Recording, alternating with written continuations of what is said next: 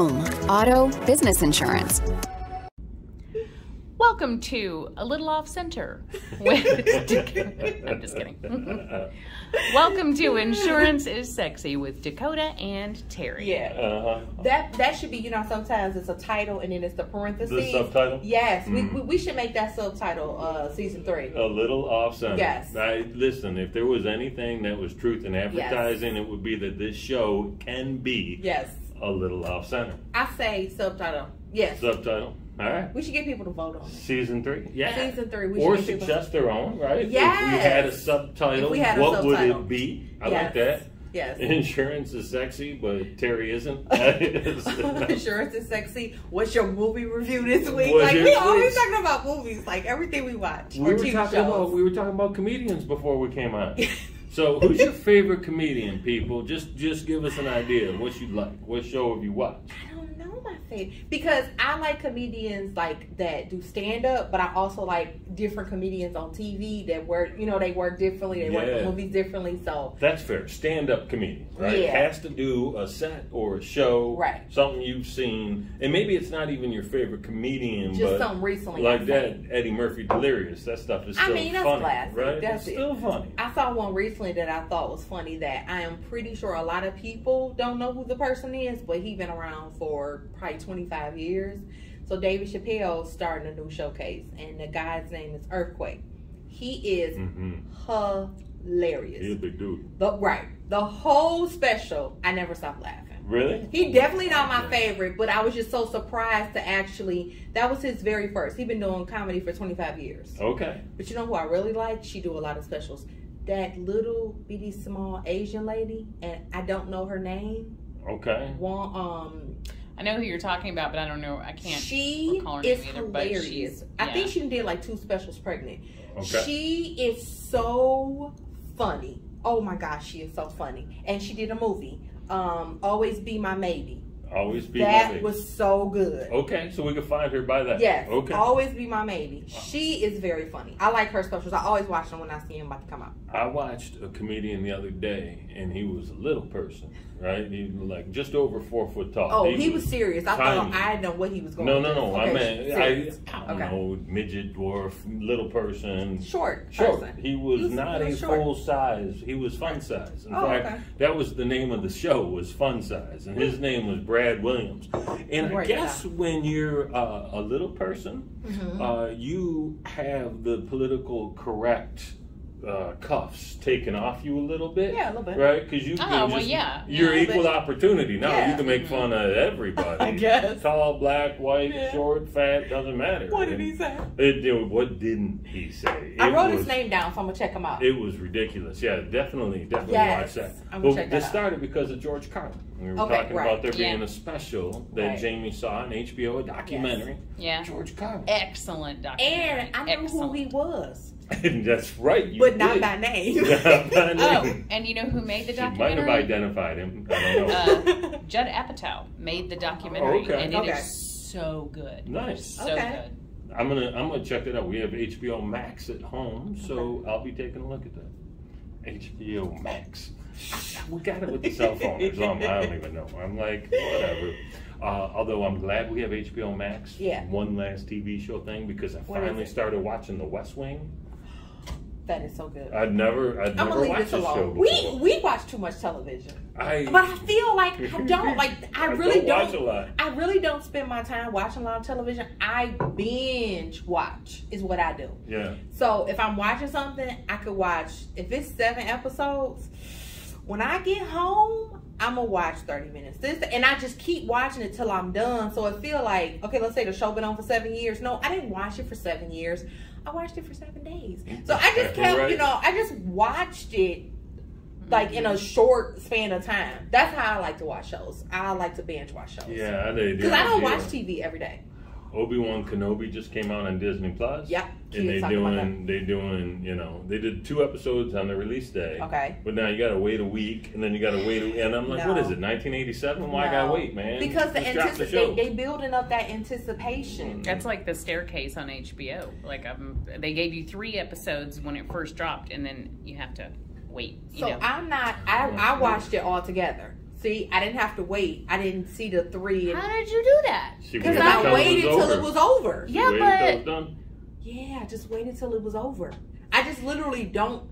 Well, guess what else I watched? Yellowstone like that. That show is good, but I couldn't imagine watching that 1 week at a time. I would have got bored because it's kind of a slow show. To jump on the staircase, I have a friend who worked on that show, and so I was excited that's cool. To see. But it was really good. Yeah, all right. It was insane. If you haven't seen it, hey, speaking of things that Jamie watches, if you're ever looking for a recommendation on a good horror movie, she's your gal. She's your gal. It's true. Had a podcast for years talking about horror films, so she's like still renowned. Horror still does. Horror in the House of Salmons. Horror in the House of Salmon. So she's like a world-renowned expert on horror films. We are serious. We are not past that. We are so serious. Not even playing. So her desk scares us. Let's be honest. A little figure. She got like, how many did you got? You got like 7 main characters. Phil bought those. So like 7 main characters. Yeah, you got your Jason, your Michael. It was funny. Ruben the other day, he was like, "Have you ever seen? I forget what it was. Something like Alien, like a big tentpole movie." Yeah. And I was like, "Yeah." Oh no, it was The Shining. He was like, "Have you ever seen The Shining?" Who hasn't seen The Shining? Yes. First off, who hasn't seen The Shining? Yeah. I think the only, I guess if you was born after 1990, why would you have seen that movie? Maybe. Yeah, I could see that. That's not an excuse. Is there is there a more classic horror film than The Shining? I mean, more. Right? Like, you could argue that there are quarterbacks as good as Tom Brady, but you could never say anybody's better than Tom Brady. Right? It just I see what you're saying. Yeah. I mean, that's subjective. That's really good. Right. But, like, The Exorcist is classic, you know. I think Nightmare on Elm Street is like in that category. Halloween. All the Jason. Right, I would say Halloween, Friday the 13th, all those. Yeah. You know. The Thing, which by the way, when it came out in 1982, made no money and it got panned by everybody. Like, critics hated it. It got Raspberry Awards. Now tops a lot of horror fans list. Really? Completely. Like, just... The same was true with The Shining, though. The Shining was nominated for some Razzies. Really? The Shining was I mean, just goes to show you that sometimes people don't know what they're talking about. People don't know. How about that? All play and no work. But we know about this in show. But listen to Horror in the House of Salmons, because I do know what I'm talking about. There you go. Ding, ding. There's a plug. Yeah. See? Plug. That's it. That's awesome. All right. Now I have to sponsor the show. Terry probably plugged something that could really be beneficial. Now he don't. Now he wants me to praise him. No. All right. Let's get on with our show. Speaking of shows. All right. We're going to do the word of the day. It is Dakota's turn. Yes. Very exciting stuff. Very exciting. We're going to get into a little education about that. She brought homework and a calculator. So she's ready. She's ready. I got my calculator. We ready to go. Ready. We'll hit you with a leadership lesson. I think we both like this one and looking at jumping into it. And then we're going to make up a little story. Terry's going to make up a little story. Going to make up a little story. Might be fully made up. We'll see what happens next. Please don't ask me to join you, Terry. Please don't. Please. I am not good on my feet. This is the finale. It is. Season 2 finale. It's like it went past this fast. It did. We went cruise. This will seem shorter than the first, but it's the same amount of episodes. It's more episodes. Oh, it's like more. 2 episodes. So why does maybe it 3 seem episodes more. shorter? I don't know. Are we better? Are we better? Have we improved it all? Maybe. I think we've done it more concisely, like more often. Maybe in a shorter timeline. Yes, maybe so. It didn't. Maybe so. That could be. I feel like we probably was. Yes, that is what it is. We would skip. Yeah, it was. It was. We were more consistent about our recording this time. That we were more consistent about recording time. Yeah, that could be. Although we banged out the first one between like September and basically early November. It felt like it. Yeah, we're smooth. We're smooth. So and I agree, we are better. We are better. I think. So are we just gonna get a new book for next season? Are we gonna come up with something different to replace word of the day? Ooh. I mean, we might even have a whole new format.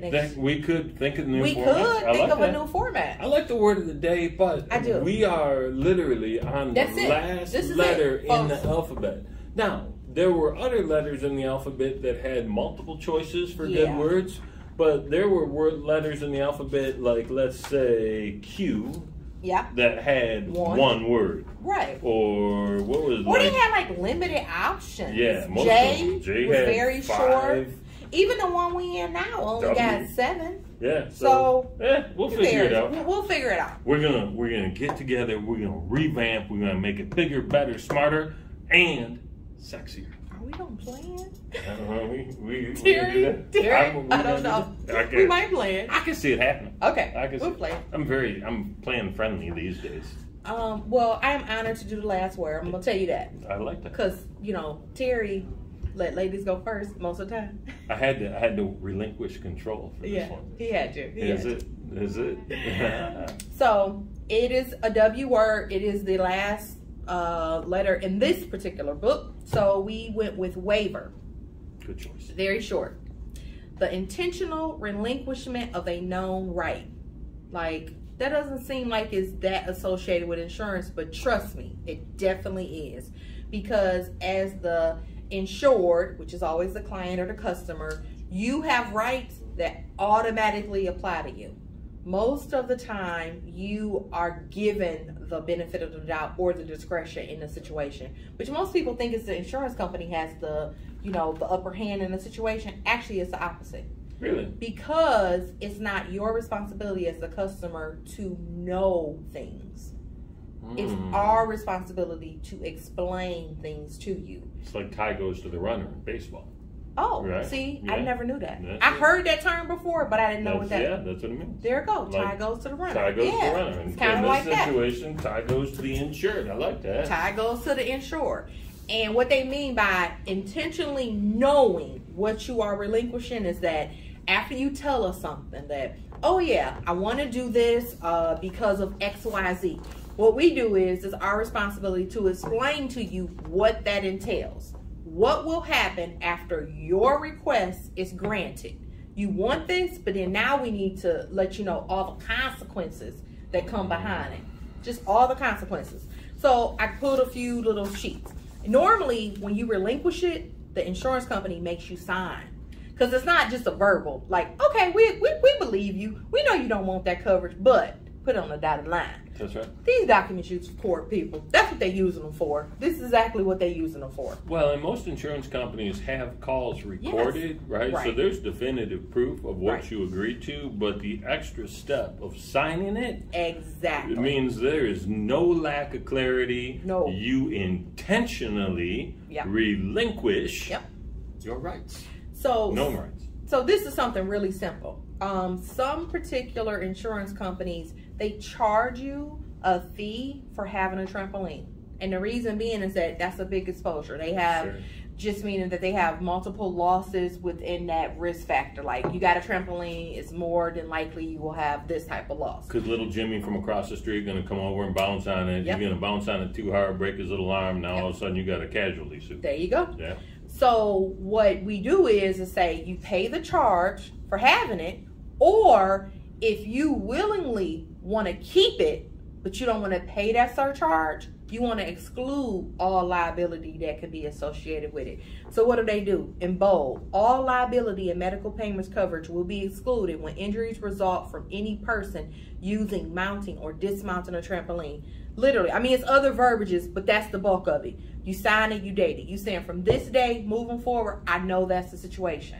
So either you pay for it, or you want to keep it up. Hey, have fun out there, but you about to sign this piece of paper. That's interesting. They already telling you. So that's something small. And that's something that you should be disclosing, right? Yeah. You'll get asked that question normally in an intake conversation. Yeah. But let's say you have your intake conversation in February. Right. And in April, you get a shiny new trampoline, but you don't tell anybody that you got a shiny new trampoline. Who's the burden on that? The burden is on the insured to tell us if and when there's a review when they get it. But if nothing is disclosed, it's automatically covered. Because at the time when I took out the policy, I didn't have it. Okay. Interesting. That's it. And it's the same kind of thing with a dog. It's the same kind of thing with a pool. It's covered unless it's excluded. Okay. Now, unless the policy that you have signed up for automatically excludes it up front, which that's something we would disclose to you, then you would know. It's covered. Interesting. Good to know. Good to know. Something else that's easy, additional structures. Some companies do not do this, so don't run. You are saying that you acknowledge and accept that in consideration of providing coverage under this policy, the additional structure of my property, which is described, you always list the policy number, the name, and the address, excluded additional structures is part of my homeowner's policy. You are saying something that is on your property that you own, you want to automatically exclude it. So not the home itself, but anything additional. Most of the time, people exclude their garage because of the condition of it. So this can be forced actually by the insurance company. They'll take your house, but we don't want that garage because we already know that's going to come down and fall on little Timmy. Yeah, I mean, seriously, that's why they're doing it. So versus saying we don't want your business, we don't want that garage. They should come up with a word for additional. You mean like appertenant? Ooh, appertenant. That seems like a great word. Terry was going to go back to this mess. That's okay. If he didn't, I was Yeah, gonna. I was looking at your face. She's like, is this an appertenant? See, but that was the very first one. I know. And this is the very last one. Did you see us close the loop? Did you see that? We talking about comedy. That's a callback, people. Callback. That's a callback to way last year. Episode 1. Actually, it was. It was episode 1. Season 1. That's it. And this is just the most common one. The name driver exclusion endorsement. People ask us for this all the time. They want to exclude somebody that has rights on the policy, but the named insured wants them to have none. So they want to be very specific. They want you to know there's no liability. There's no personal injury protection. There's no physical damage should they get in this vehicle. Like, they want you to know every possible thing that it's not going to be there if said excluded driver operates that vehicle. Which some people think like, well, pulling out the driveway, that'd be okay. No, if they pull out the driveway and run over a kid that's riding past a bike, boom. That would be a claim that would be denied. Ooh. They are not to operate this vehicle. Period. So once they're sitting in the car seat or the driver's seat with the car on, is that... When does operation happen? When you put it in a gear? You shouldn't even be behind the wheel, because I've seen a claim disputed where, you know, park unoccupied means that the vehicle is sitting there, there was nobody in the vehicle.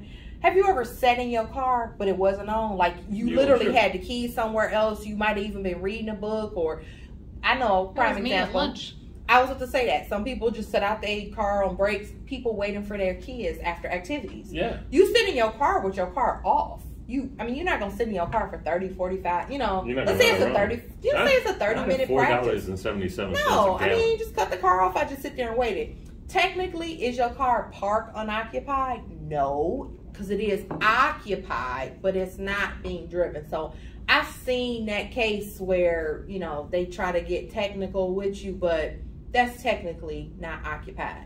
What they want to do is, was the keys in there? Because you know how you can have the ignition on, but the cars, like, they go into all these technicalities. Yeah. Police do that too.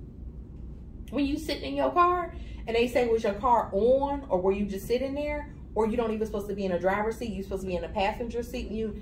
It's just all these technicalities. In somewhat related news, right? It's not related. Is okay, we're talking about a car still. That's the relationship. In Royal Oak, and I think it's Hazel Park now. Okay. They have cameras. So you know how sometimes you pull up to a parking meter, but you're just sitting there, maybe you're making a phone call, maybe you're waiting for somebody. You're pulling over, you're not about to get out and go. You're not leaving, right? Right. If you park at a meter, whether there's still time on the meter from the person before you, or you just hanging out for a few minutes and never get out the car, right, and pull off, they can give you a ticket through this new camera system. No, this is too much. Not a fan. Because I was about to say, think about it. Think about how many times you have to pull over to the road to either take a phone call, or you looking for. I do that a lot. Yeah, you looking up a phone number. I pull off the road a lot. Like when I'm looking for something, or I'm looking for something in my bag that I need bank.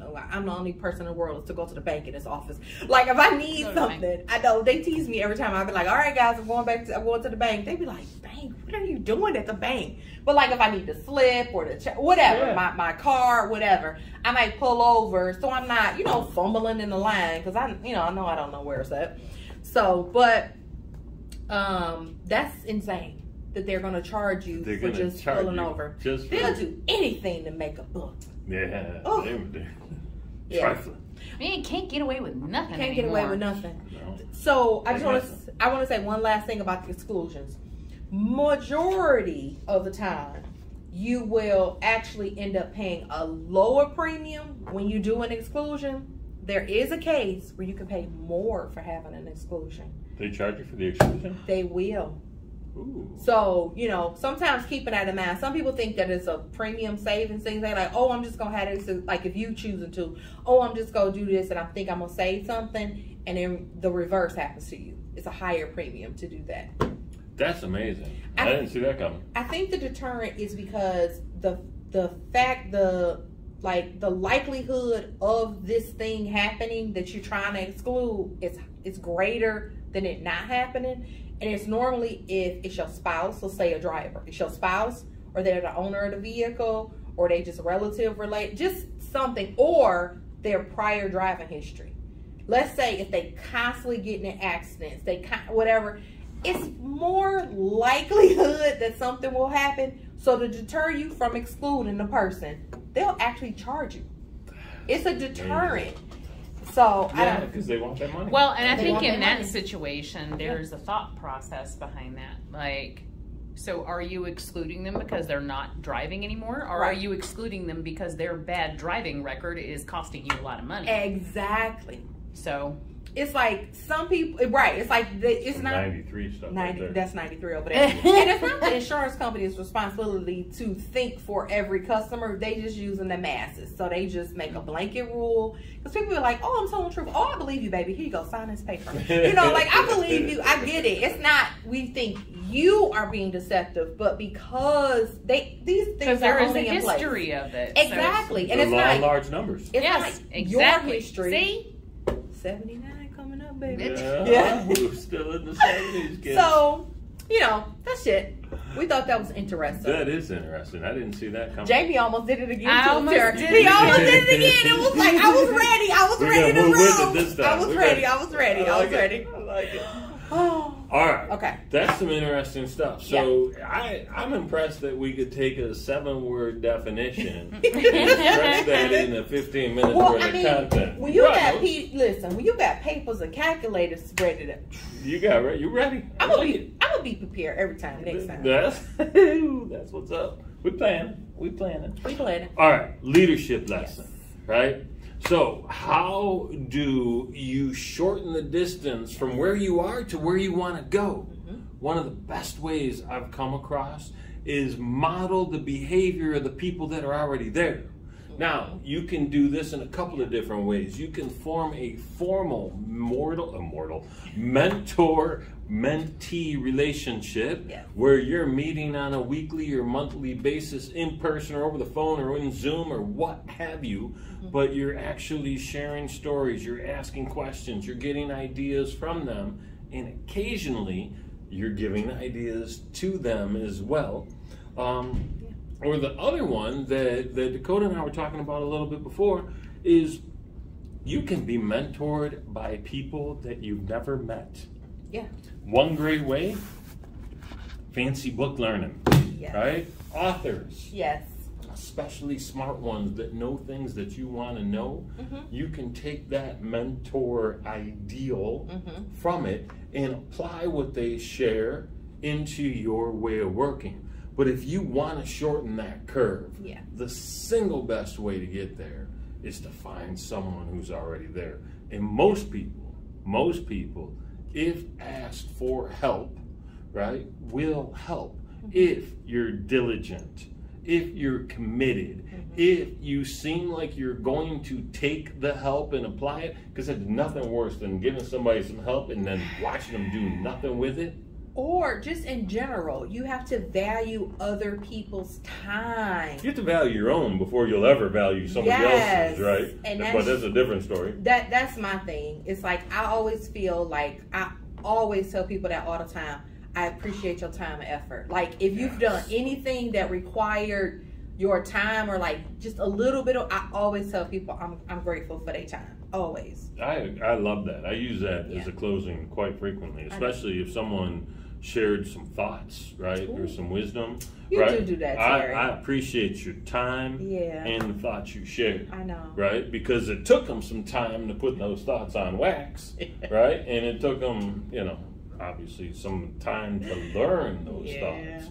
Right? Because people don't become experts just because they say I'm an expert. That's not how it works. No. You got to do the work to get there. Right? We talk about,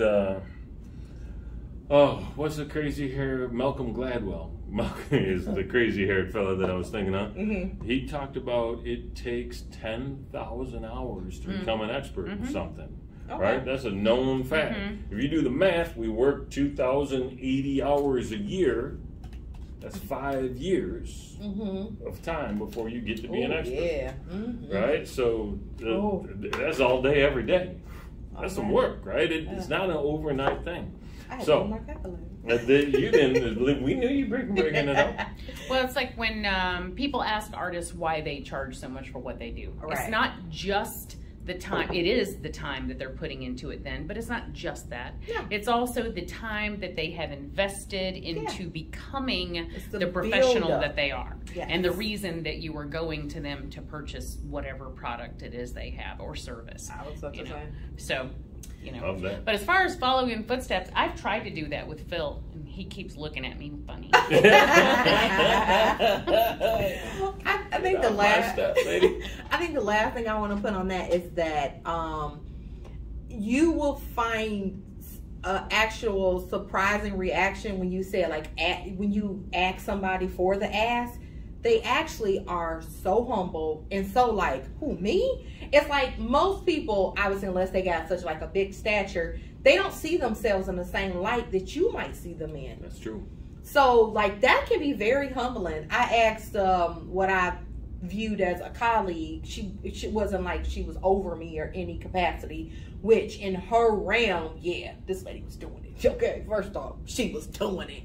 And when I asked her that, I just asked her, she was just like, oh my goodness, who, me? Like, she couldn't believe that I asked her that. And she was just like, she was actually kind of like overjoyed. She was so willing to share. And it wasn't that I wanted something from her. I just really liked the reflection I received from her. And I wanted people to see me how I saw her. Ooh, I like that. Literally. And how's she not going to be flattered by that? Exactly. And when I said that, child, she almost started crying. But seriously, like, it was just like something, and that's what I was saying. It was like, I didn't really want anything from her, but basically what she did is, like, she told me, like, a bunch of programs she was involved in, and, like, things she even do right now. She always invite me to different stuff, and she kind of gives me a different, like, outlook or, like, perspective on things that I, like, you're not thinking in that lane, so until you know better. And she'd be like, oh, you ever thought about it like this? And I'd be like, no, I've never thought about it like this until today. And then, boom, a new idea, it gets the juice. So she's not really the only thing she's doing is she's introducing me to new ideas. New perspective. That's it. Yeah. That's it. And I'm grateful for that. All the time. I always, and literally, I personally have never met this person one time. Really? I've never met her in person. I've seen her, like Zoom or whatever. I talked to her on the phone, tons of times. We email very, very frequently. But as far as like having a inner, like a personal connection, never. Really? Never. How far away is she? She lives in another state. Okay. So. That makes it tougher. It makes it tougher, but hopefully maybe one day, we get together, make a connection. Oh, good little 2 and 2. Yeah. Oh, that's adorable. Yeah. All right, so find yourself a mentor. I told you earlier I was going to have a made-up story. I lied. Ooh. That's evidently what I do from time to time. I'm scared. I've lied a lot in the last year. I didn't mean to ever, and yet here I am. Here's what I will tell you. There is a great, great story of mentorship that's happened right here in Detroit. Okay. If you follow either Huel Perkins, who is the evening anchor at Fox News, or Roop Raj, who is the morning anchor at Fox News. I think they switched roles. You will see a picture of Roop at 14 years old hanging out with Huel Perkins on career day. And that is so cool. And Roop knew at that time that he wanted to do the news. What? And then Roop went and did his thing. He met with Huel a few times as a teenager and beyond. Roop ended up getting one of his first gigs, then eventually moved to a bigger market in New Orleans where he was the anchor for a while. And then about 9 years ago, maybe 7, it's Roop's story, not mine, an opening came up at Fox 2. That is cool. And he got to work with the guy that mentored him and got him into the business. So cool. They actually gave a talk about mentorship, and it was cool because Huel's point as the mentor was how important it is to have a mentee too. Because your mentee is going to challenge you. Your mentee is going to ask you questions. Your mentee is going to be thinking about how can I be great, which makes you think about how you can be greater. Yeah. I think that's a cool story, not made up, totally true. It's a real thing, and there's people we know. And there's people we know, but I seriously think it's a little end to this. I literally think Roop Raj took Huel Perkins' space. I think he's retired. If Huel hasn't retired, he's about to. No, and I think he is, and he took his place. You're like a couple weeks right ago. That's just like full circle. That is so cool. Isn't that cool? Oh wow, that's kind of like kids who want to be just like a particular teacher, and they end up potentially going back to that same school teaching, and they get to teach with that teacher that inspired. I love stories like that. I love stories like that. It's neat, man. And how cool would it be to be 14 and know exactly what you want to do with your life? Yay that. Yeah. Oh, man. Yay no way. No way. I always was so envious of those people. I don't know what I want to be when I grow up, okay? I talk to people all the time. I'm presenting, and I ask that question: how many of you knew what you wanted to be when you grow up? And people are still like, I don't know. Exactly. Right? You're 60, sir. You're not getting much more grown up. I think when people are like that, I think they don't know what the next thing that they want to do is. I think that's the consensus of when people feel like that. They feel like they're not in potentially I call it like living in a purpose. Yeah. That's what I think. And 70% of the population would tell you that they're not living in their purpose, right? But we all have an idea of what we want to be and who we want to be and what we want to do. But that doesn't mean we actually act on it. I think most people actually do know. I think they scared to do what they know they should be doing. Sure. That's why sometimes when I recognize that in people, I always acknowledge it. I be like, oh, I know your next career. Like I always tell people that. When I first met Barah here, I told him. Literally, when I first met him, I told him. What'd you tell him? I don't want to say it on here. I might embarrass him. Oh, okay. We won't tell him. PK, no, he don't even know we know. He don't even know we know. Yeah, I'm serious. Sometimes you can see that in people. You ever know those people who are, they'll say be in their 70s, but I worked with a woman who is, when she was younger, she was a nurse. And then she retired from that job. And then she and her husband opened up a company that resurfaces bathtubs. They had that for a couple of decades, shut that down, and when I met her, we were working at a furniture store together. What? And I was like, she's just all over the place. But like you see people who start off as doctors, then they'll, decide they want to be a lawyer, and they'll go back to law school and start all over again. And have 2 and 3 careers. And then he went back to medicine. I can barely handle one. He became a lawyer after being a doctor, and then went back to being a doctor, and sometimes practices medical law. Brian's mother she had a degree in robotics, worked in that industry for a little while, and then by the time she retired, she was a nurse. Like, how do those two things even relate anyway? I think if you actually forget knowing your purpose, I think if you live in your gift, your purpose will expose itself. Well, normally they're the same, right? You normally probably are gifted in your purpose, but otherwise you wouldn't be called to do it. But people don't really realize that's their gift. Terry, do you know your gift? I got some good ideas. You got some good ideas? Yeah, I know my gifts. You know your gifts? I know my gifts too. Yeah? Uh-huh. All right. Should we tell anybody? No, I want to keep it secret. Okay. Actually, my gift is not a secret.